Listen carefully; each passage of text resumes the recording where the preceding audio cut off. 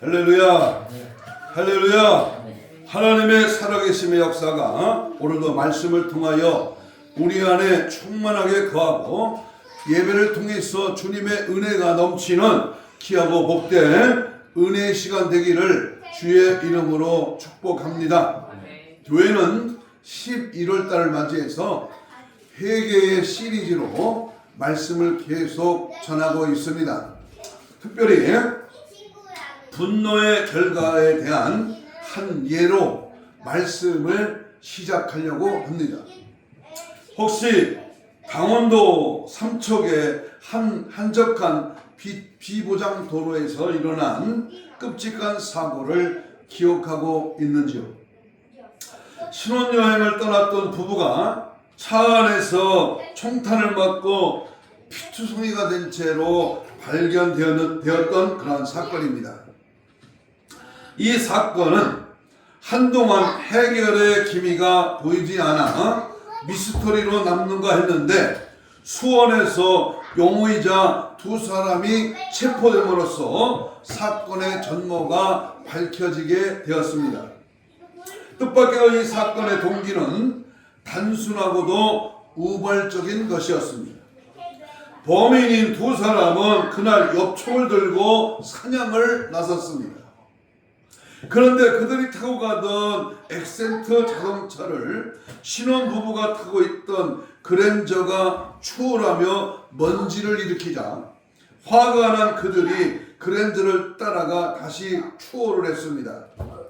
두 선업은 여러 차례 그런 일을 반복되자 범인들은 그 그랜저 자동차에 타고 있던 신혼부부를 향해서 총을 난사했던 것입니다. 분노가 초래한 비극적인 변제 사건이 일어나고 말았습니다. 분노는 기독교 역사 속에서 7가지 커다란 죄악 중에 하나로 오랫동안 간주되어 왔습니다. 그러나 오늘날의 신학자들 그리고 성경을 진지하게 연구하는 성서학자들은 이 분노는 그 자체는 죄악이 아니라고 지적하고 있습니다. 분노 중에는 정의로운 분노도 있기 때문입니다. 사회가 잘못되었을 때에 정의로운 분노를 품는 일은 매우 필요합니다. 또한 분노는 자연스러운 인간의 감정이기도 합니다. 그러나 문제는 이 분노가 통제되지 못할 경우입니다. 다스려지지 못한 분노는 죄악이 될 수가 있는 것입니다. 오늘 본문 창세기 4장에 나타난 그 사건은 또한 다스려지지 않는 분노가 초래한 사건이라고 할 수 있습니다.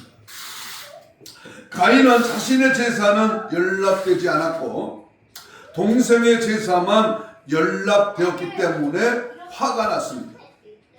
그는 분노했습니다. 그리고 마침내 동생을 살해했고 결국에 이 일이 성경의 최초의 살인사건으로 기록이 되어 있습니다.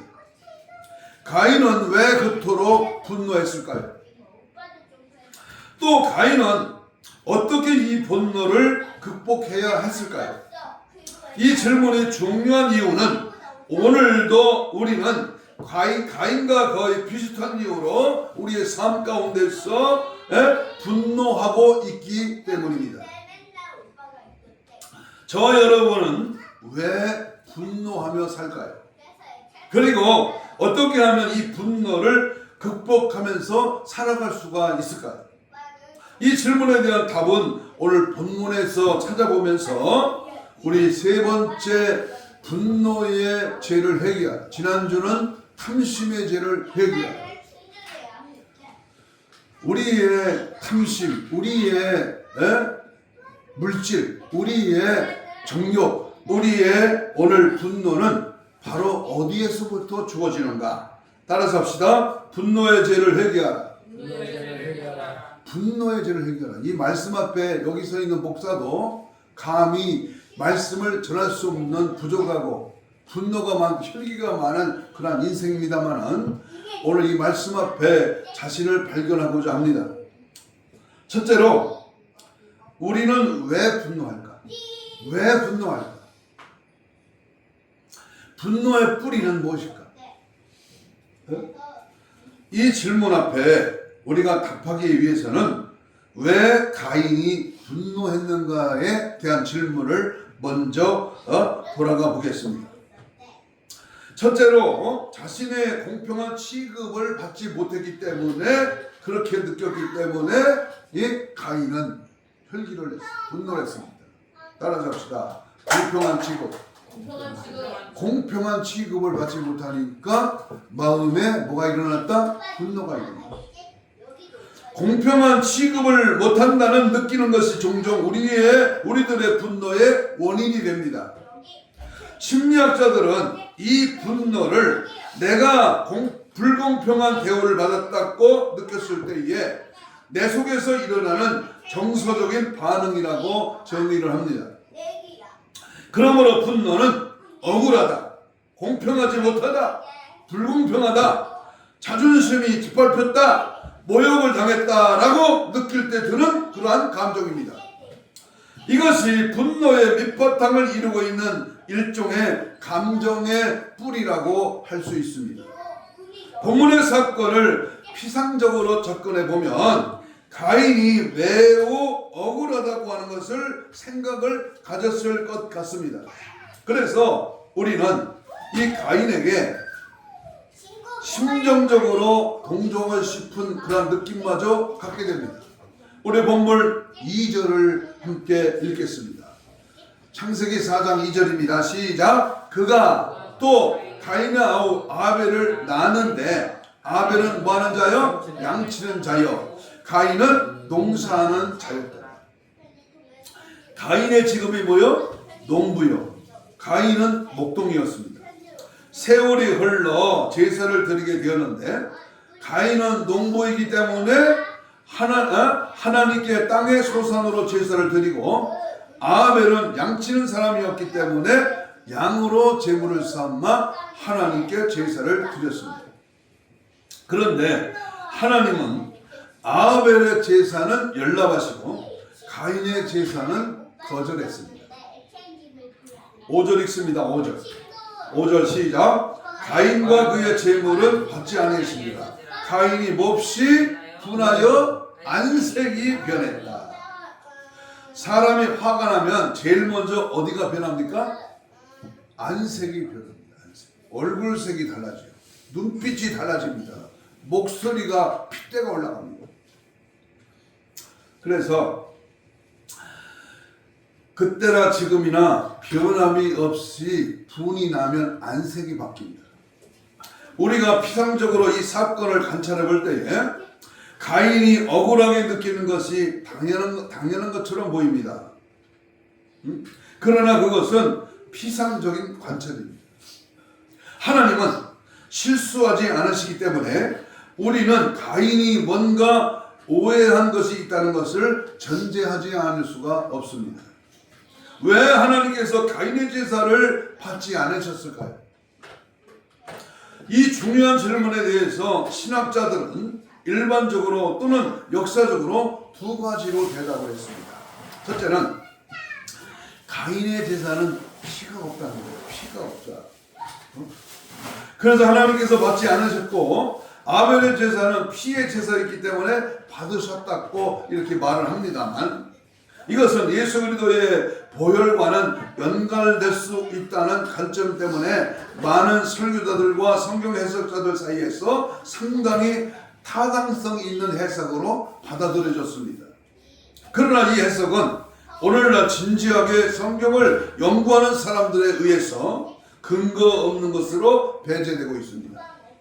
창세기 4장이라는 시점에서는 피의 제사가 제도로 확인되어 있지 않았을 것이며, 또 레위기서에 보면 하나님이 받으시는 제사에는 곡식으로 드리는 제사인 이 소제가 있었기 때문입니다. 따라서 절대적인 해석이라고 할 수가 없습니다. 가인은 농부이기 때문에 당연히 농사의 소산을 하나님께 드린 것인데 그것을 잘못이라고 해석할 수는 없다고 말이죠. 그렇다면 두 번째 해석은 무엇일까요? 가인은 가장 좋은 것, 처음 난 것으로 구별하여 드리지 않았다는 것입니다. 4절을 봅니다. 아벨이 하나님께 드린 양의 제물에는 특수한 수식어가 붙어 있다는 것을 알 수 있습니다. 4절 보세요. 아벨은 자기도 뭘 드렸다? 양의 첫 새끼와 그 기름을 드렸더라 그랬습니다. 아무 양이나 드린 것이 아니라 여기 중요한 단어는 첫 새끼를 드렸다. 첫 새끼. 이 첫이라고 하는 단어가 매우 중요한 의미가 있습니다. 레위기서에서 제사 제도를 연구해 봐도 알 수 있듯이 첫 번째라고 하는 그러한 의미는 아주 중요한 의미가 있습니다. 첫 열매, 첫 번째 땅의 소산은 하나님의 것이니 하나님께 드리라는 것입니다. 물론 첫 번째 것만 하나님의 것은 아닙니다. 우리의 모든 것이 하나님의 것인데 그 중에 제일 깨끗한 것, 제일 좋은 것을 하나님께 드림으로써 내가 가진 모든 것이 하나님의 것이라고 하는 고백하는 신앙 고백적인 행위를 나타낸 것입니다. 아니 무당도 정성이 부족하고 호박두기 절었다고 방방방 그랬는데 하나님 앞에 드리는 하나님께 드리는 제사가 뭐가 중요하다? 많고 조금이 아니라 정성입니다. 정성. 정성과 첫 것을 드립니다. 첫 것을 드렸다. 그래서 하나님께서는 구약의 제사에서 항상 첫째 것을 요구합니다. 장자, 첫예물, 첫태생, 첫 것을 중요하게 여깁니다.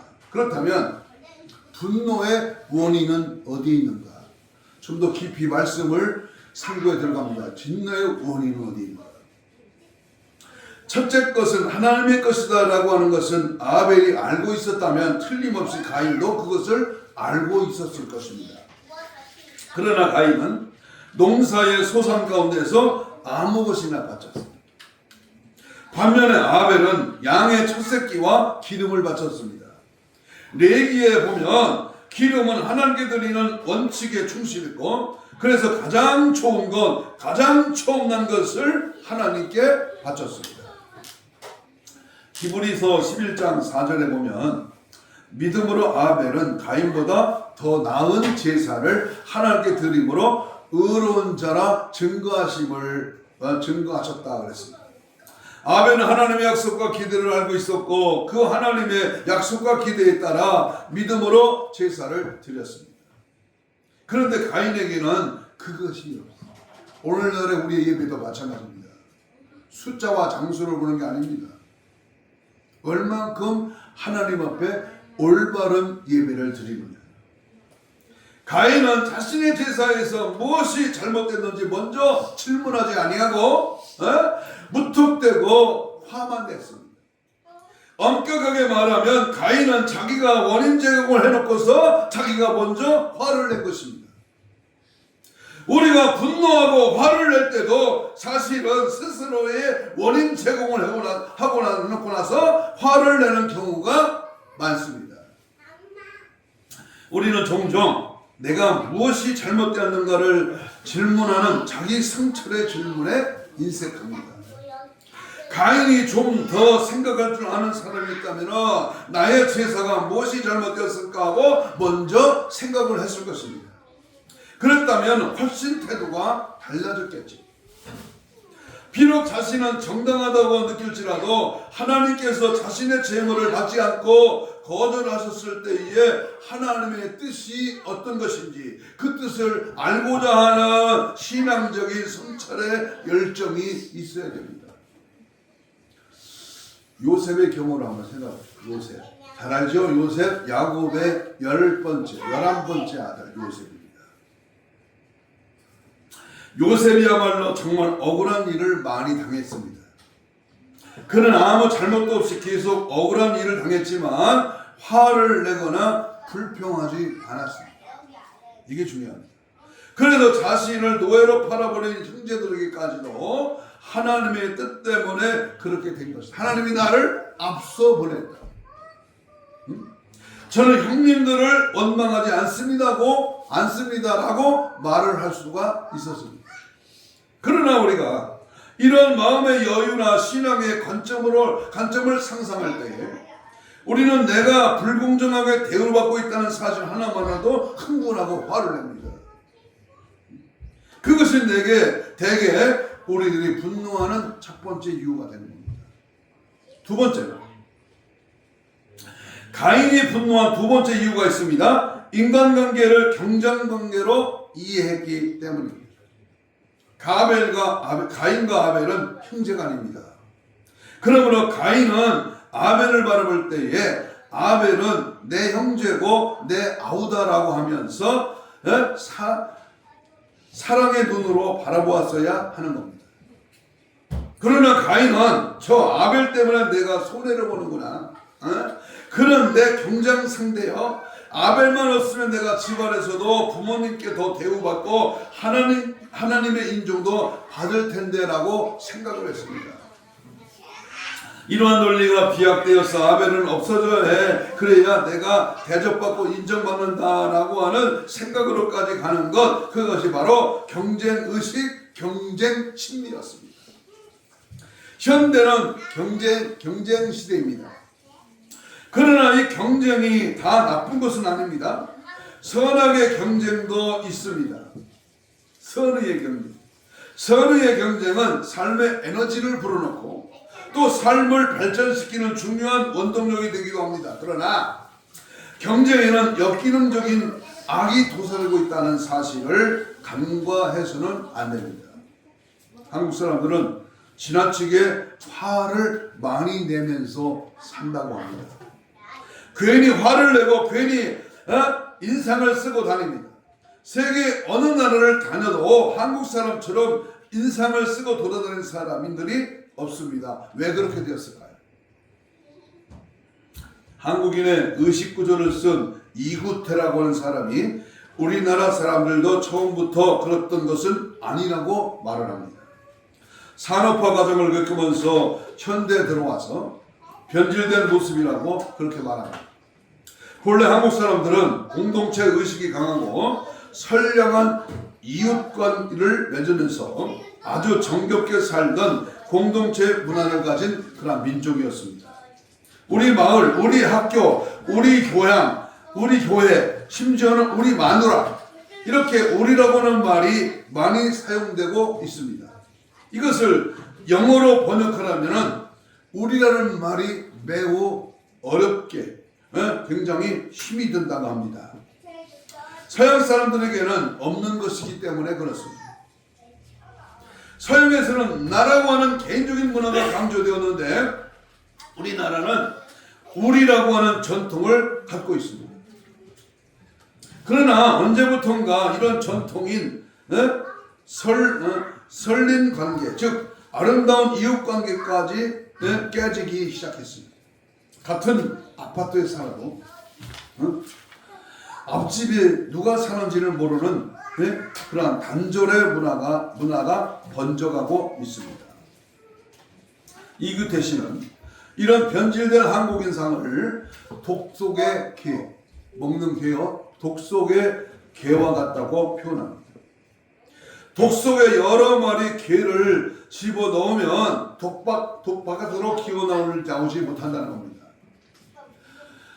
개 한 마리 한 마리는 독 바깥으로 충분히 기어나올 수 있는데 여러 마리를 한꺼번에 넣으면 서로 먼저 나가려고 다른 개 뒷다리를 붙들고 늘어지기 때문에 결국 한 마리도 바깥으로 나올 수가 없다는 것입니다. 그래서 개의 인생 철학은 너 죽고 나 죽자. 엄마, 나 물 쏟았어. 그런데 같이 살자. 이거 같이 살자. 같이 천국 가자. 같이 은혜 받자. 같이 믿음으로 승리하자. 얼마 전에 시인 김지아 씨가 이런 그의 글에서 새로운 천년 21세기를 맞이하면서 한국인에게 필요한 철학이 있다면 상생의 철학이다.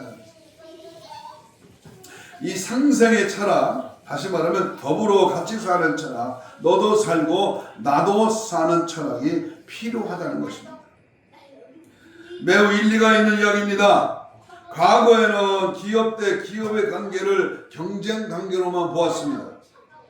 내 회사가 망해야 내가 산다. 네가 이기면 나는 패배자다. 당신이 패배해야 내가 승리한다. 이런 논리가 지배를 했습니다. 그러나 오늘의 21세기는 이러한 사고방식을 가지고는 살아남을 수가 없습니다. 요즘 기업의 독본에 보면 소위 인간관계가 가장 중요한 원리로 떠오르고 있습니다. 너도 이기고 나도 이겨야 우리 둘 다 승리자가 된다고 하는 더불어 승리하는 관계가 강조되고 있습니다. 저는 이것을 성경적인 원리라고 생각을 합니다. 오늘 바울의 편지, 바울 서신에 가장 많이 나오는 단어가 무엇일까요? 로마서 12장 10절에 형제를 사랑하며 서로 우애하고 존경하기를 서로 먼저 하라. 서로입니다. 고린도전서 16장 20절에 너희는 거룩하게 입맞춤으로 서로 무난하라. 고린도전서 12장 25절에도 여러 지체가 서로 같이 돌보게 하셨느니라. 갈라디 5장 13절에 오직 사랑으로 서로 종노릇하라. 에베소 4장 2절에 사랑 가운데서 서로 용납하고 갈라디아 6장 2절에 너희가 짐을 서로 져라. 데살로니가전서 4장 18절에 서로 위로하라. 히브리 13장 16절에 서로 나누어 주기를 잊지 마라. 바울 사도가 편지에서 가장 많이 강조하는 단어가 바로 이 서로라고 하는 단어입니다. 만약에 가인이 동생 아벨을 바라보면서 비록 나의 제사는 하나님 앞에 연락되지 못했지만 내가 동생 하나는 참 똑똑하게 잘 두었네 라고 생각했다면 어땠을까요? 그리고 동생이지만 이번에 내가 배워야겠다, 한 번만 제사 드릴 것도 아닌데 이 다음번 제사에는 동생처럼 나도 좋은 예물을 드려야지 라고 생각을 하였다면 얼마나 좋겠습니까? 그러나 불안하게도 가인에게는 이런 형제의식이 없었습니다. 본문에 보면 9절 읽습니다. 9절 창세기 4장 9절 시작. 여호와께서 가인에게 이르시되 네 아우 아벨이 어디 있느냐. 그가 이르되 내가 알지 못하나이다. 내가 내 아우를 지키는 자이다. 얼마나 뻔뻔스럽습니까? 아벨이 그의 아우이자 형제라는 것을 강조하시는 말씀입니다. 그러나 이 가인의 대답은 내가 내 아우를 지키는 자입니까? 라는 것입니다. 형이라면 아우를 지키는 것이 마땅하지 않습니까? 저는 이라민들에게 형제에 대한 정의가 아주 아름답다고 생각합니다. 그들은 아우 형제를 아델포스라고 했는데 이것은 아무 조건 없이 도움을 주고받을 수 있는 관계, 조건을 두지 않고 혹은 조건을 초월하여 도움을 줄 수 있고 받을 수 있는 관계라는 뜻입니다. 이처럼 인간관계를, 경쟁관계를 이해하는 것이 우리 삶에서 얼마나 많은 분노의 이유가 되는지 모릅니다. 그렇다면 우리가 세 번째로 가인이 왜 분노했을까? 세 번째는 죄의 소원을 다스리지 못했기 때문입니다. 화가 난다는 이 분노의 감정 자체는 어쩔 수가 없습니다. 이런 감정이 없는 사람이 어디 있겠습니까? 지렁이도 밟으면 꿈틀합니다. 그러나 이 분노의 감정이 발전되면 그 분노의 소원이 됩니다. 화가 나니까 저 친구를 마구 두들겨주고 싶다는 마음을 품게 되는 것이 그 죄의 소원입니다. 그런데 하나님께서는 거기까지도 이해하신다고 말씀합니다. 문제는 그 죄의 소원이 제 악의 행동으로 발전하는 것입니다. 그러나 우리가 여기까지는 발전하지 못하도록 차단을 하라는 겁니다. 본문 7절을 읽습니다. 7절 시작. 네가 선을 행하면 어찌 낯을 들지 못하는 선을 행하지 아니하면 죄가 문에 엎드려졌느니라. 그 다음 말 중요합니다. 죄가 너를 원하나 너는 죄를 뭐하라? 다스릴지니라. 분노가 일어난 가인은 아벨을 죽이고 싶은 마음이 들었습니다. 2구 18, 3구 27 하면서 막 쌍리신을 하면서 대들고 싶었지. 이것이 죄의 소원입니다. 그런데 하나님께서는 죄가 너를 원하지만 너는 그 죄를 다스려야 돼 라고 말씀합니다. 우리에게는 이 감정을 다스리는 것이 중요하다는 말씀. 따라서 해봅시다. 죄를 다스리자. 이 죄를 다스리다. 자, 그러면 에베소 4장 26절에 바울은 이렇게 가르칩니다. 분을 내어도 죄를 짓지 말며 해가 지도록 분을 품지 말라. 여기에서 바울은 분노와 죄악을 구분해서 말하고 있습니다. 우리가 화를 낼 수 있고 화가 나니까 상대방에 대해서 나쁜 감정, 나쁜 생각을 갖게 될 수도 있습니다. 그러나 그때 우리 자신을 잘 다스리라는 겁니다. 그런데 여기에 딜레마가 있습니다. 분노의 상태에서 내가 내 감정을 조절할 수가 있다는 겁니다. 어떻게 하면 저렇게 좋습니까? 조절할 수 없으니까 감정대로 가게 내버려둘까요? 아닙니다. 바울은 에베소 4장에서 이 분노의 문제를 다루다가 5장에서 다음과 같이 제시합니다. 술 취하지 말라. 이는 방탕한 것이 오직 성령으로 충만을 받으라. 에베소 5장 18절. 성령 충만에 대해서는 사람들마다 경험도 다르고 해석도 다양할 수 있습니다. 그러나 성령 충만의 중요한 본질이 뭐냐? 성령 충만의 본질은 지배입니다. 지배. 성령의 다스림을 받는 것입니다. 한번 또 따라해봐요. 성령의 다스림. 성령의 통제입니다. 성령이 나를 다스리도록 해야 된다고 말이에요.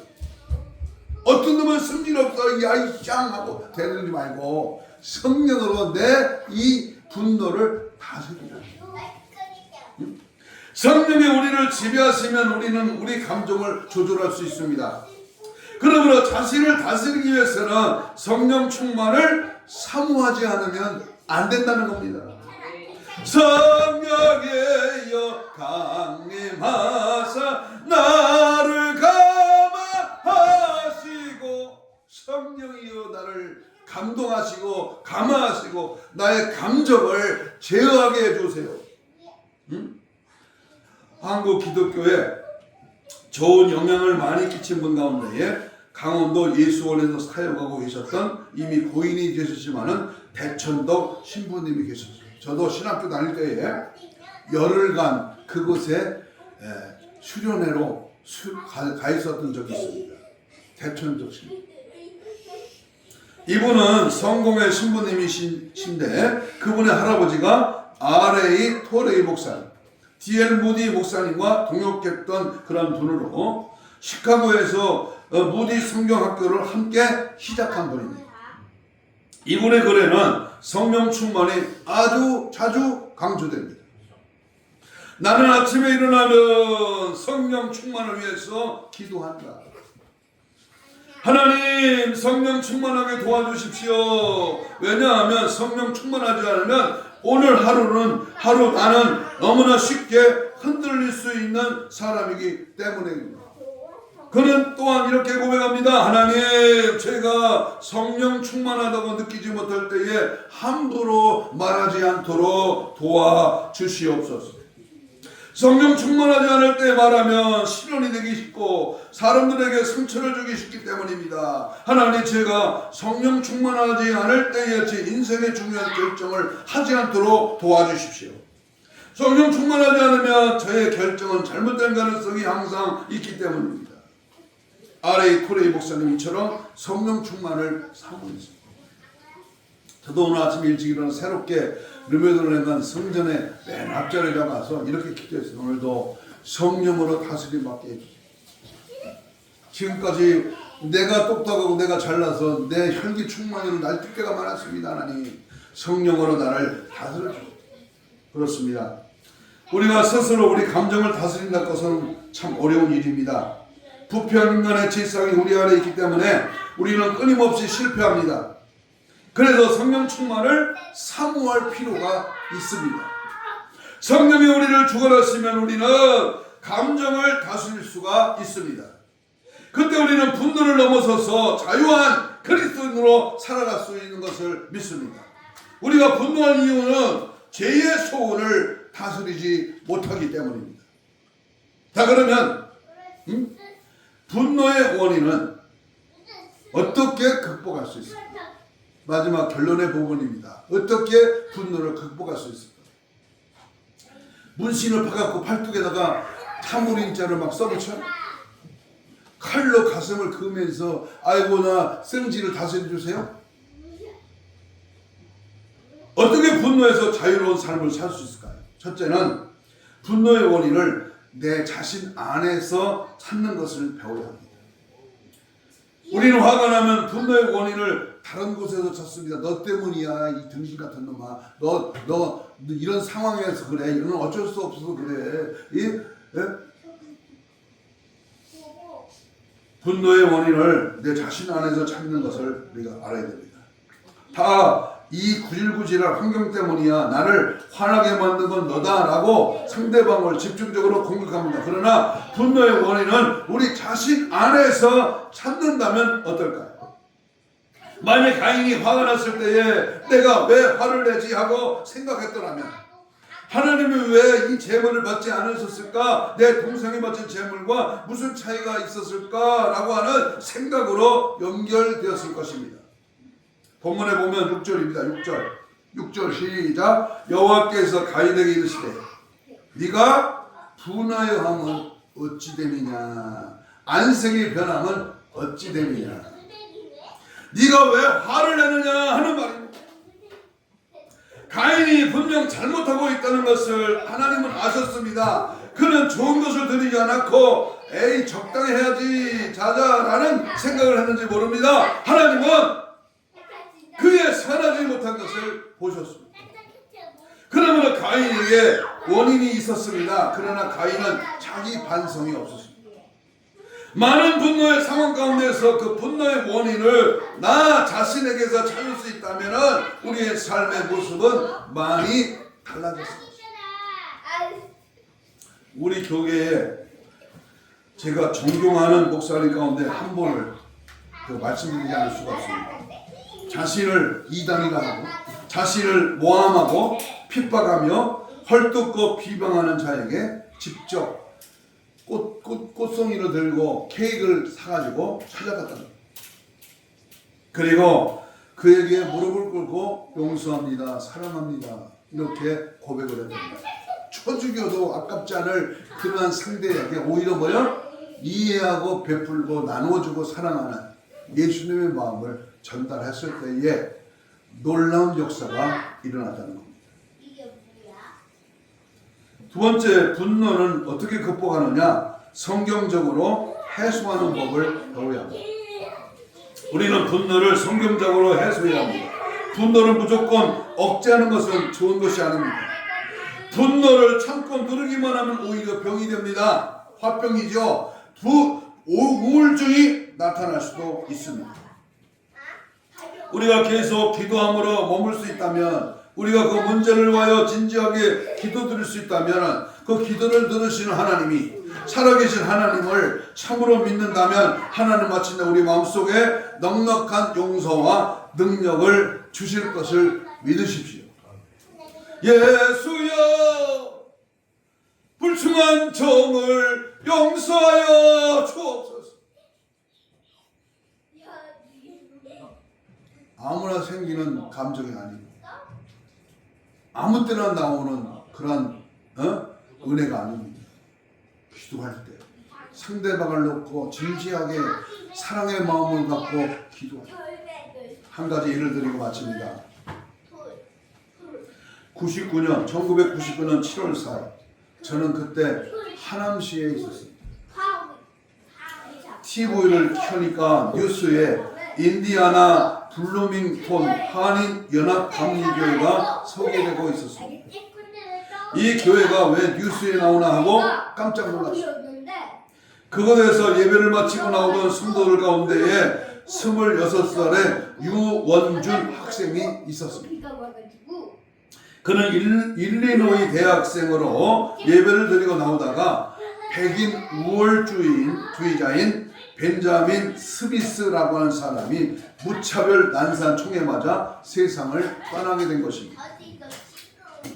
그로부터 8일이 지난 12일 오후 7시 뉴스 시간에 미국 전역에 추모 예배 광경이 방영되었습니다. 미국 법무부 장관과 한국에서 온 유원준 학생의 부모와 그의 친척들 그리고 교인들 등 약 1,500여 명의 정도의 사람들이 모여서 장엄한 분위기 가운데 추도 예배가 진행되었습니다. 그 예배의 마지막 시간에 유원전 학생의 사촌 형인 박성호 목사님이라는 분이 가족을 대표해서 인사를 하는 순간에 저는 그 뉴스를 보다가 제 몸에 감전되어 오는 것 같은 전율을 느꼈습니다.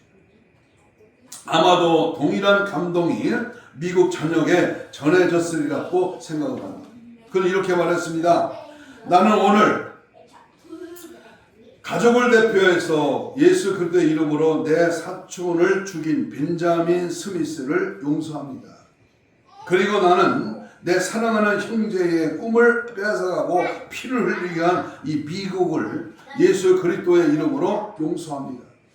왜냐하면 예수님은 용서를 위하여 오셨기 때문입니다. 우리 가족은 그 예수 그리스도를 구주와 주님으로 믿습니다. 이렇게 고백을 했답니다. 그렇습니다. 예수님께서는 하나님과 인간 사이를 중보자로 오셨고 사람과 사람 사이의 중보자로 오셨습니다. 그 예수 그리스도를 믿는 사람들이라면 마땅히 우리는 화가 나게 하고 우리를 분노하게 만드는 사건을 뛰어넘어서 이웃들 앞에 사랑과 화해자의 모습으로 설 수 있어야 합니다. 철저하게 나 자신의 분노의 죄에서 벗어나기 위하여 우리 예수 사랑과 용서의 마음을 본받기를 주님의 이름으로 축복합니다. 이따가 광고 시간에도 말씀할 거지만 12월 1일부터 40일 동안 회개의 용서의 시간을 매일 저녁 가정에서 간단한 메시지를 드리려고 합니다. 40일간의 회개. 우리 같이 일하던 이웃교회 목사님 우리 아이 목사님 뭔 회개할 게 그렇게 많아? 웃으면서 비웃는 모습으로 그렇게 말을 하더라고요. 제가 그랬어요. 아직도 영적 세계에 들어가려면 한참 멀었네. 두는 것이, 보는 것이, 말하는 것이, 행동하는 것이, 생각하는 것이 모두가 죄야. 당신이 나에게 지금 하는 그 말 자체가 죄야. 회개해야 돼. 말을 못 알아. 여러분 오늘 말씀을 마치면서 우리 함께 통성으로 이렇게 기도합니다. 하나님, 나는 죄인 중에 태어난 자요 죄인의 사람입니다. 죄인입니다. 이 시간 내 속에 들고 있는 이 분노의 죄를 용서하여 주옵소서. 주님의 사랑과 용서의 마음을 주옵소서. 성령 충만으로 나를 다스려 주옵소서. 모든 분노의 원인은 나에게 있음을 인정하게 하옵소서.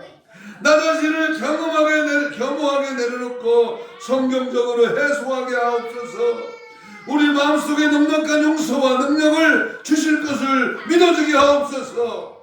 예수의 사랑과 용서의 마음을 본받게 하옵소서. 악하고 더러운 분노의 죄악들을 철저하게 해결하게 하여 주옵소서. 주님 맞이할 충분한 자으로 모장되기를 원합니다.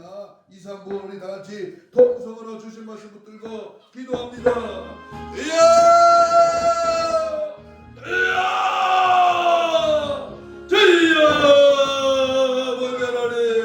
예수 그리스도의 마음을 주옵시고 용서의 마음 십자가에 자신을 죽이는 자들을 향하여 알지 못합니다. 용서해달라고 처절하게 용서를 구한 예수님의 그 피맺힌 절규가 우리 가슴에 파고 들게 하여 주옵시고 하나님 남을 욕하고 비방하고 조소할 것이 아니라 사랑하고 용서하는 아름다운 믿음의 은혜가 되게 하여 주시고 원수마귀 결기기 싫은 예수를 떠나갈지어다 은혜의 성령의 능력이 우리의 마음을 주장하게 하시고 넉넉한 우리 마음속에 넉넉한 용서와 능력을 허락하여 주옵소서.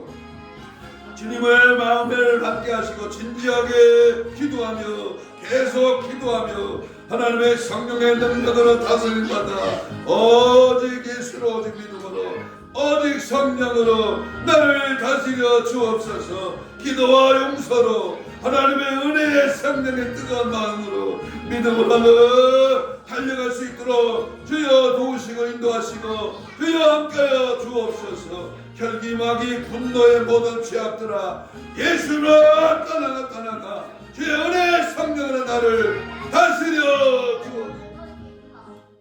가슴에 손을 댑니다. 아픈 자는 아픈 부위에 손을 얹습니다. 예수님 고맙습니다.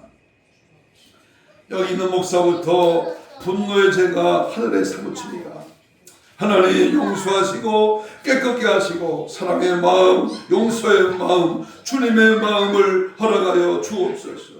오늘도 성령의 뜨거운 역사와 은혜가 나를 다스려 주시고 믿음의 손을 얹었습니다. 예수님의 피 묻은 손을 대신 얹었습니다. 예수의 피로 우리의 모든 죄악들을 다 제거시켜 주옵시고 특별히 채찍의 만짐으로 나음을 입은 주여 손을 얹은 전 나으리라 하신 주님의 말씀에 의지하여 손을 얹었습니다. 생각으로 마음으로 정신으로 영적으로 모든 악의 질병의 세력은 다 떠나갈지어다. 오사지백지 오장육부 모든 이 현대병까지 다 깨끗한 받을지어다. 힘줄과 근육과 세포와 조직과 마비와 연골과 피부로 정상으로 회복될지어다. 치료의 광선을 받아요 깨끗이 치유하여 주시옵소서. 오늘도 우리를 분노케 하는 악한 사탄의 모략과 악한 마귀의 귀신의 장난에 다 예수 이름으로 무장하여 떠나갈지어다. 모든 분노의 악한 원수마귀는 떠나갈지어다.